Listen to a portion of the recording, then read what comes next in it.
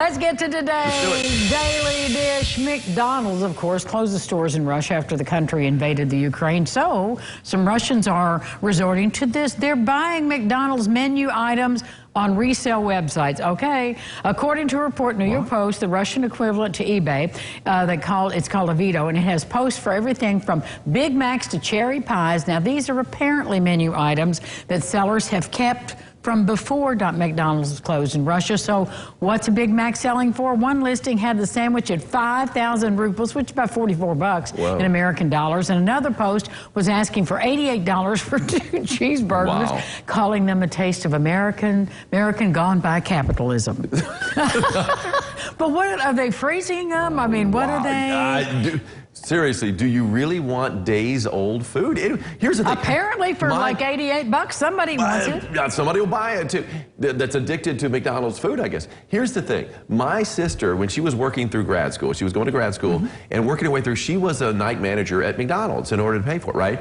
And I would tell her, she goes, Ron, you wouldn't believe all the food we throw out I'm sure that's at the end of the night. I'm sure that's And I said, don't throw it out. Kara, you know, she goes, if it's been there 10 minutes, it's sitting 10 minutes, it's got to go.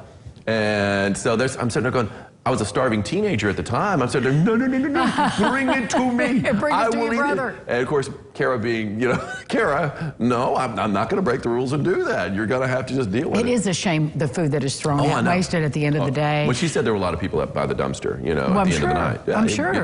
Getting some grub that maybe 15, 20 minutes old, but it wasn't days or weeks old. Maybe we should start hoarding McDonald's and sending them over there. I mean, if you'd buy there'll be somebody, you know, there's some neighboring countries that are probably doing just that. And yes, indeed. Submit all of that, huh? Well, whatever. Whatever it takes. The return of March Madness means it's time to start filling out those tournament brackets. While some people spend hours looking at stats before making their picks, many admit their methods are a little less advanced. A poll of more than 1,000 fans found that 46% just go with their gut and make a guess, and another 5% choose winners based on team colors and mascots. Those are my people right there. Yes. However, in order to get the best results, a study from the University of Illinois found you should start with the Final Four and go from there. And if you can submit multiple brackets, be sure to diversify your picks as much as possible. But no matter what you pick, the odds of getting a perfect bracket are extremely low, about 1 in 9 quintillion. And there was... Is that even a number? There was a girl... That's like the gozillion? I know, I think they're making that number up.